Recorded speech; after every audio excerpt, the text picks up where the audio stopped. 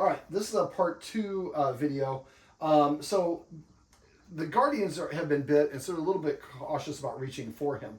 And so a lot of dogs, if you reach for them, especially if you're like, I think I might get bit, you'll get bit.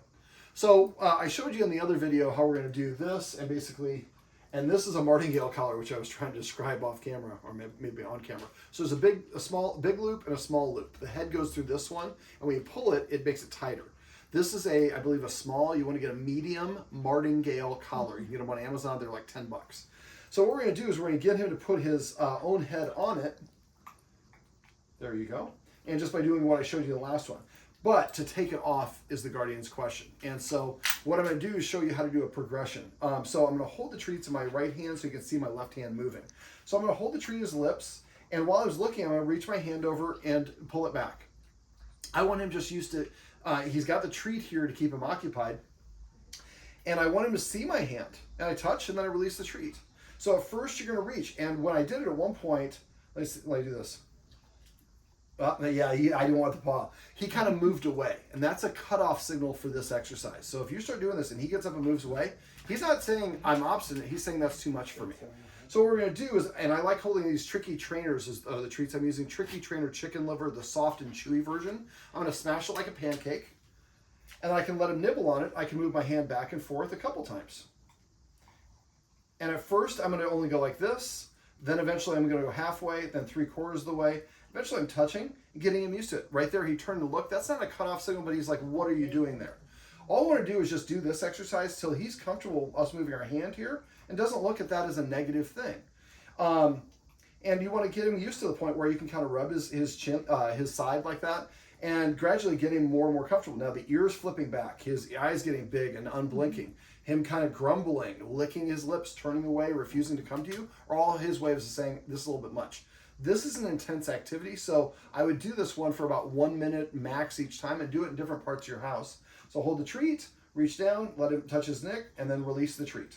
And basically, eventually, you're going to be able to do that and touch the treat and run your hand up and down. And I'm moving pretty fast in this video. I don't want you guys to think you can do this fast. We want to go at his pace.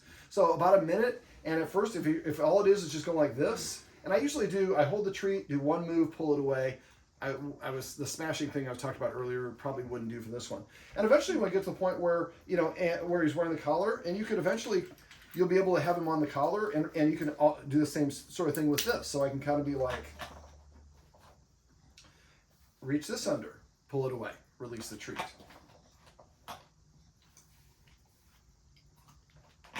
Yeah, you're going to get every little bit of treat that I got.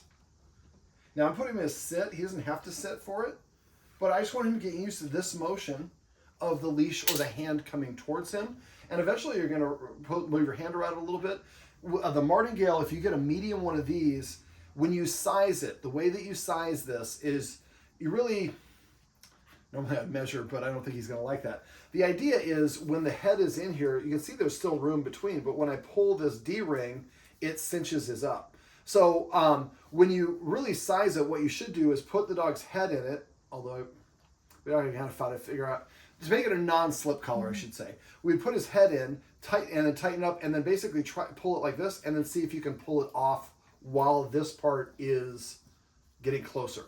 If it pops off, then it means this needs to be adjusted a little bit tighter. The way you do this is there's a section right here, there's one on top and the bottom, so there's a 2, and this is a single. The buckle is here. I'm going to hold the buckle, I'm just going to feed a little bit of it through to go this way, and then I pull it underneath, and now I've just made it a little bit smaller, which is not the direction we want to go for him, but I just want to show you how to do adjustment. So this is a 3/4 of an inch wide. I probably get an 1 inch wide collar.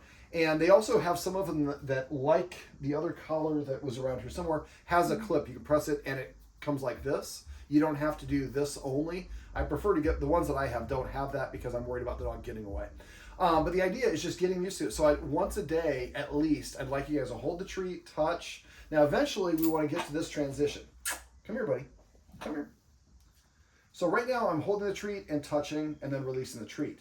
Eventually, what I want to do is transition to sit, touch, then I give him the treat. Now I'm going very fast in this video. I don't want you to do it that fast. So you're going to do several of them. You're going to reach a little bit. Next time you might reach a little bit more. See those ears went back? That was, oh, what are you doing? So that's what you want to watch for. And then if his ears went back when I reached and touched him all the way, then I wouldn't release the treat. I'd pull back and maybe pull halfway, back up to an easier level, and then release the treat and practice that one about 3 or 4 times at that same reach. Then go a little bit more, a little bit more.